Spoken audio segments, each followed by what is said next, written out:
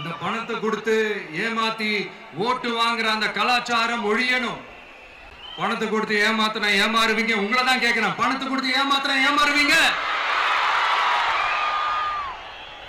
எல்லாரும் கொஞ்சம் கை இப்படி வைங்களேன் எனக்காக. நான் சொல்றத கொஞ்சம் ரிப்பீட் பண்ணுங்க. எங்க ஓட்டு எங்க உரிமை.